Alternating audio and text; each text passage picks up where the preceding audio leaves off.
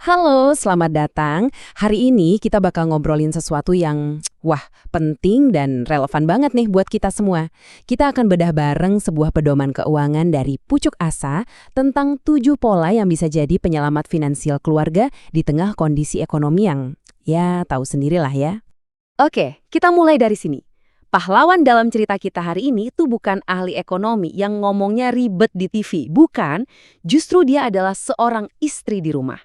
Sosok yang keputusan-keputusan kecilnya setiap hari yang sering kali nggak kelihatan justru punya dampak yang luar biasa besar buat stabilitas keuangan keluarga. Coba deh jujur, ngerasain nggak sih kalau sekarang ini rasanya tekanan finansial makin berat?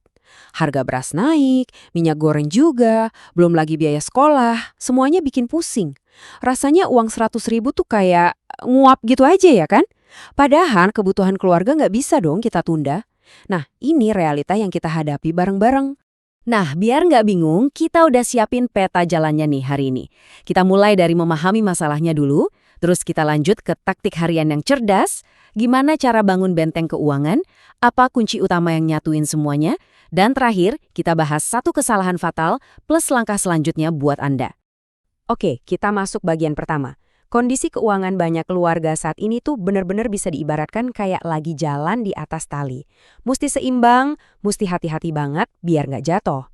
Sedikit aja goyah, bisa bahaya. Nah, ini dia nih musuh-musuh kita sehari-hari. Harga beras pelan-pelan naik, minyak goreng juga ikut-ikutan. Tagihan listrik dan biaya sekolah juga nambah tekanan.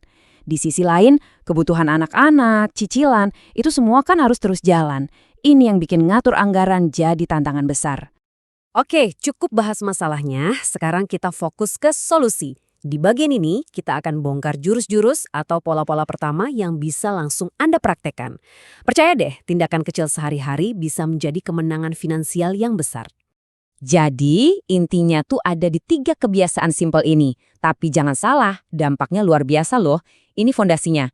Kuasai uang dingin, belanja yang strategis, dan investasi leher ke atas. Yuk, kita bedah satu persatu. Jadi, apa sih uang dingin itu? Gini deh, konsepnya simpel banget. Tahu kan uang kembalian sisa belanja yang 2.000, 5.000, 10.000, yang biasanya nyampur di dompet terus tahu-tahu habis entah kemana? Nah, uang itu langsung dipisahin, didinginkan, ditoples atau celengan biar nggak kepake lagi. Dan ini nih yang bikin kaget. Jangan pernah sepelekan kekuatan recehan ini ya. Kalau Anda konsisten aja nyisihin Rp10.000 setiap hari, dalam setahun bisa kekumpul sampai 3,6 juta. Wow. Itu bisa jadi bantalan finansial yang lumayan banget dan dibangunnya tanpa berasa berat sama sekali. Lanjut, pola kedua. Belanja strategis. Bedanya apa sih? Coba lihat deh. Di kiri itu belanja reaktif, baru beli pas barangnya habis. Akibatnya, kita bayar harga normal atau malah lebih mahal. Nah, yang di kanan itu belanja strategis. Kita beli pas harganya lagi bagus, pas ada promo buat stok. Ini bukan boros, ini namanya cerdas. Sekarang pola ketiga yang menurut saya paling kuat, investasi leher ke atas. Kutipan ini dalam banget maknanya. Seorang istri yang cerdas itu sadar, investasi terbaik yang gak akan kemakan inflasi itu ya ilmu dan skill. Belajar resep baru, ikut kursus online gratis, ngasah keterampilan, itu semua aset yang gak ternilai harganya. Oke, kita naik level ya. Dari taktik harian yang jitu, sekarang kita mau bangun benteng pertahanan yang kokoh. Tujuannya, biar keluarga kita aman dari guncangan-guncangan finansial yang lebih besar. Dan benteng ini punya 3 pilar utama yang super penting. Pertama, perlindungan kesehatan. Kedua, memprioritaskan fungsi di atas gengsi. Dan ketiga, punya dana darurat yang gaib. Ini adalah sistem pertahanan lengkap buat keluarga Anda. Untuk pilar pertama, perlindungan kesehatan, analoginya pas banget nih. Bayar iuran BPJS atau asuransi kesehatan tiap bulan, itu bukan pengeluaran loh. Itu sama kayak kita benerin atap rumah sebelum musim hujan datang. Tujuannya, biar tabungan bertahun-tahun nggak ludes seketika cuma gara-gara 1 kali sakit. Pilar kedua ini nih, perang batin antara gengsi melawan fungsi. Sering kan kita kepikiran, aduh nanti apa kata orang ya kalau nggak beli barang baru. Padahal istri yang cerdas fokusnya ke pertanyaan, apa yang keluarga saya bener-bener butuhin, bukan apa kata orang. Ini kunci biar keuangan kita sehat. Dan pilar terakhir, dana darurat gaib. Kok gaib? Ya, bukan berarti mistis ya. Maksudnya, dana ini harus digaibkan dari pandangan kita sehari-hari. Simpen di rekening terpisah yang susah diakses dan jangan diutak-atik kecuali benar-benar darurat. Ini jaring pengaman utama keluarga kita. Nah, sekarang kita sampai di pola pamungkas. Bisa dibilang, ini yang paling penting dari semuanya. Pola yang sering nggak kelihatan, tapi justru jadi lem super yang merekatkan semua strategi yang udah kita bahas tadi. Apa itu? Komunikasi. Sering banget loh, akar masalah keuangan itu bukan kurang duit, tapi kurang ngobrol. Lihat deh bedanya. Tanpa komunikasi, uang jadi sumber berantem dan saling salahin.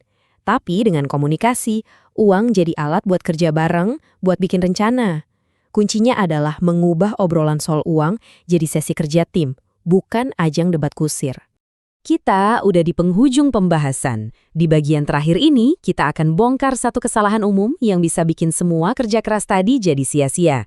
Sebelum akhirnya, kita siap ambil langkah selanjutnya. Saya mau Anda mikir sebentar deh.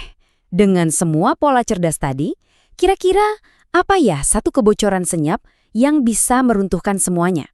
Apa coba? Nah, ini dia jawabannya. Kebocoran terbesar itu bukan soal salah belanja, tapi kurangnya kerjasama tim.